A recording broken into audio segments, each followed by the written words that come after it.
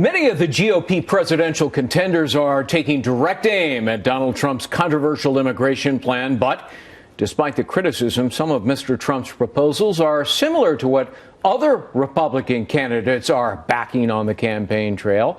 How will immigration figure in the 2016 presidential election? Let's bring in Karl Rove, former senior advisor and deputy chief of staff to President George W. Bush.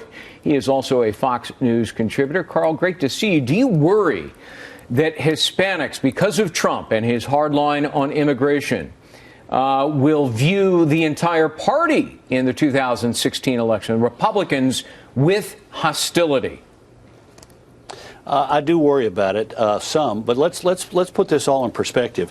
In Trump's plan, there are 7 elements that all or virtually all of the Republican candidates support: increasing the number of Border Patrol agents, reestablishing the strong links between the Border Patrol and local law enforcement, setting up what's called E-Verify. That would require anybody who gets hired in America to be checked in a database to make certain they're a U.S. citizen, prioritizing the deportation of criminal aliens, ending catch and release, where we take people who are not Mexicans, OTMs they're called, and if they get caught, they get released on their own recognizance. We would end that practice.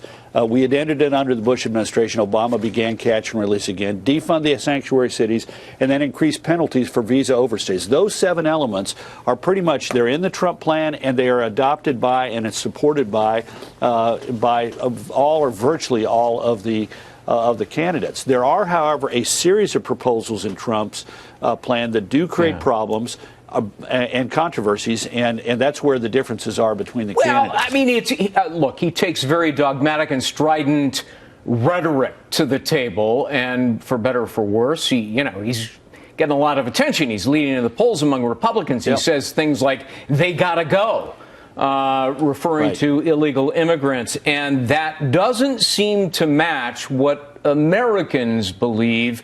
Let's put it up on the screen. This was a Fox News poll.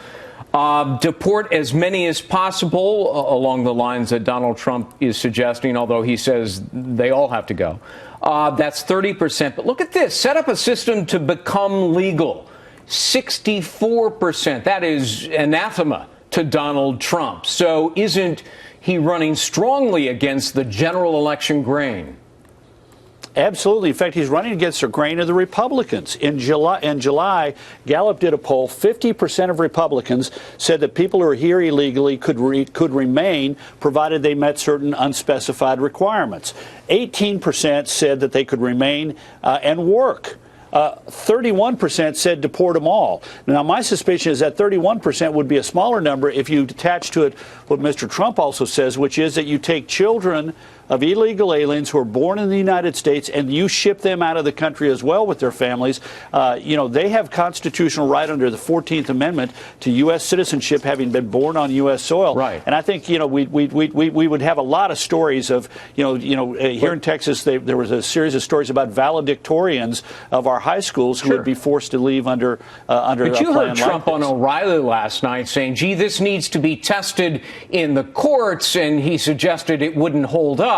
It may be news to Mr. Trump, and apparently it is, that it has been tested in the courts. It has been tested. And it has held up, in fact, all the way to the U.S. Supreme Court. Every law student knows the case, U.S. versus Wong. But apparently Trump is oblivious to that. Well, he says he has experts. Might be useful for him to put forward those experts and let them make the case for him. But I agree with you. This is a long-established constitutional right. Look, also, we get to the question of the wall, which is, we do need a barrier on certain parts of the border. But look, we have several hundred miles along the Texas border in the Big Bend area that are literally cliffs, 300 or 400 feet tall. Why do we need a wall at the top of those? There are parts of the Rio Grande River where we have 2 big recreational lakes along the border with Mexico. Are we going to wall off those recreational lakes that we have? Are we going to wall off the ability of farmers and cattlemen to be able to water their cattle along the border? Okay, Karl Rove, great to see you as always. Sorry to cut you off. The computer's about to do it. Not at all. We'll be right back.